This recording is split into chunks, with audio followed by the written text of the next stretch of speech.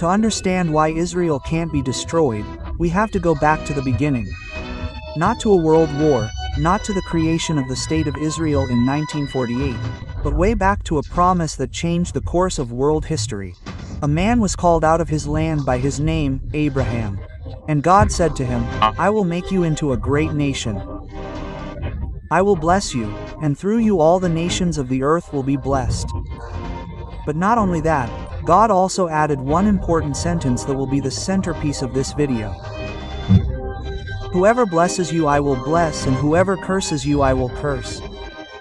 It was not just a personal promise but a heavenly declaration with implications for the ages. And since that promise was made, history has recorded a pattern. This nation has risen again and again despite being wiped off the face of the earth many times. God's promises are not just words. He has proven them not once, but many times. On the battlefield. In dreams that made kings tremble. Even the universe bowed when he declared his power. And it is all recorded in biblical history. The Pharaoh of Egypt defied the promise of the plague. When Abraham went down to Egypt with Sarah, Pharaoh took Sarah to his palace. But without warning, the plague struck Pharaoh's house. He soon realized he had touched the wrong person. He returned Sarah and begged Abraham to leave. Abimelech was touched by God in a dream. King Abimelech also almost took Sarah. But God came in a dream saying, "You will die if you touch that woman."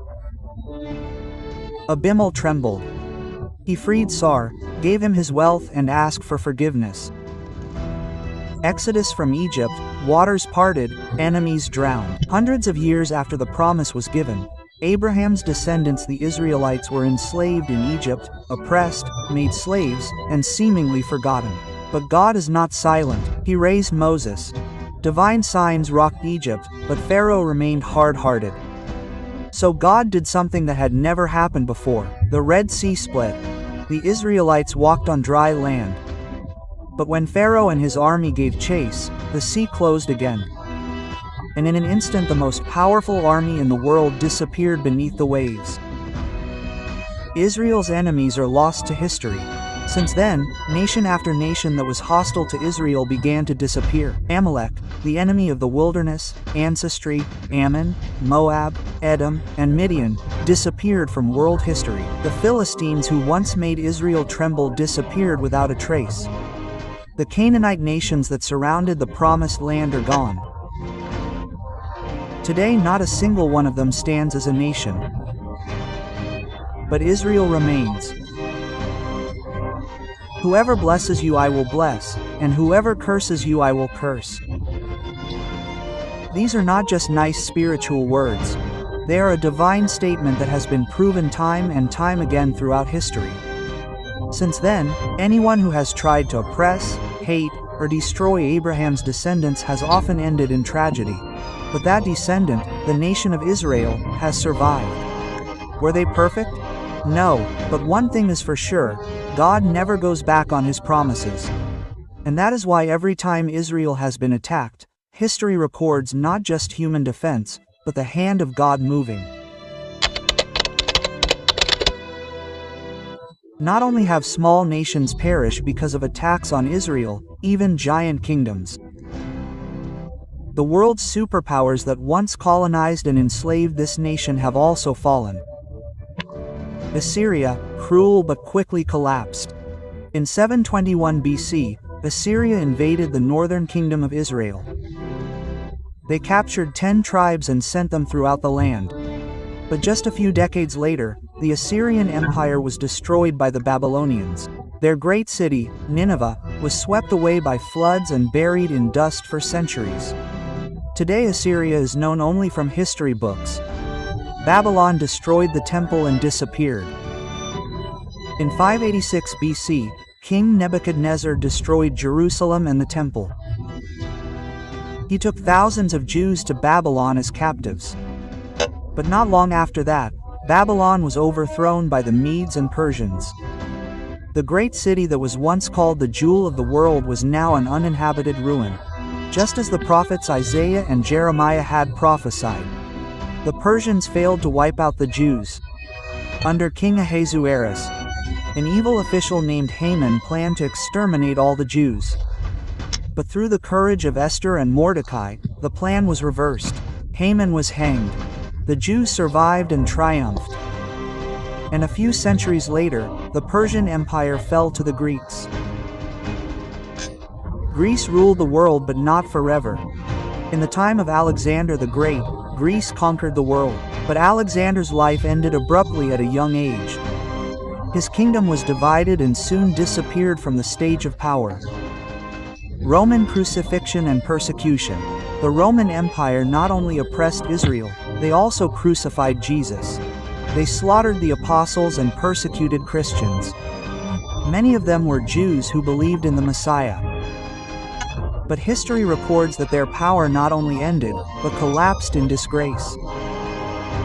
Nero, a brutal persecutor of Christians, finally committed suicide after being haunted by fear and guilt. Domitian, who wanted to be worshipped as a god, was killed by those closest to him. Hadrian, who oppressed the Jews, ended his life in suffering and loneliness. Valerian, the emperor who fought Christianity, was captured by the Persians and was humiliated at the end of his life. Some records say that he was used as a foothold by the Persian king and, according to Christian tradition, died in disgrace. One by one, the rulers who opposed God's people did not end in glory, but in betrayal, suffering, and disgrace. Is that a sign that God did not remain silent when his people were persecuted? These kingdoms once stood majestically, unshakable. But today they are just legends.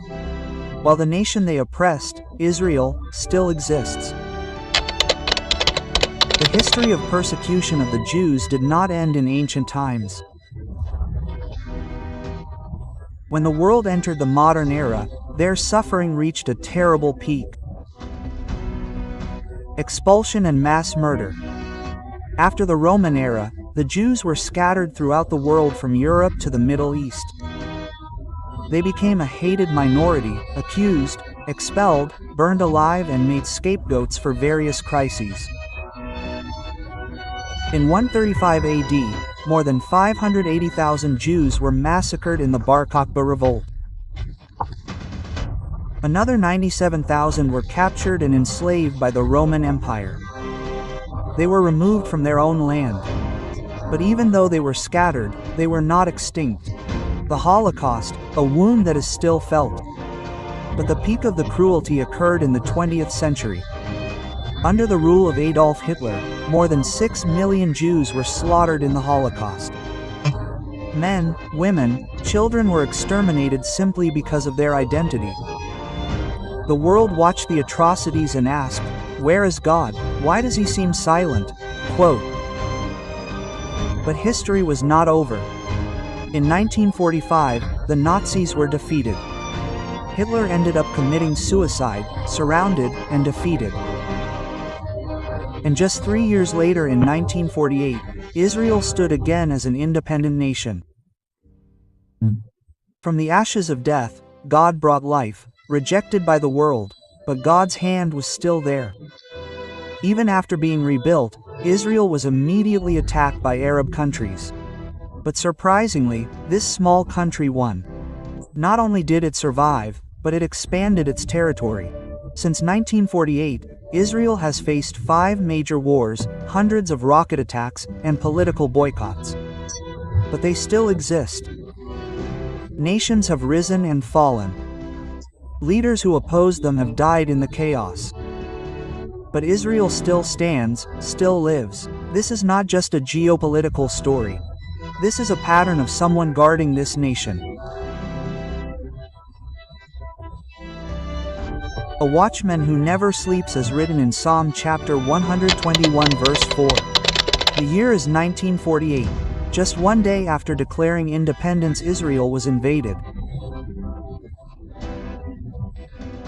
Egypt, Jordan, Syria, Lebanon, Iraq, and Saudi Arabia. 6 countries attacked a small nation that did not even have a fully armed army. But the results shocked the world. Israel won. War after war, But Israel was not overthrown. The 1956 War, the Six-Day War. The Yom Kippur War of 1973, the Lebanese Intifada.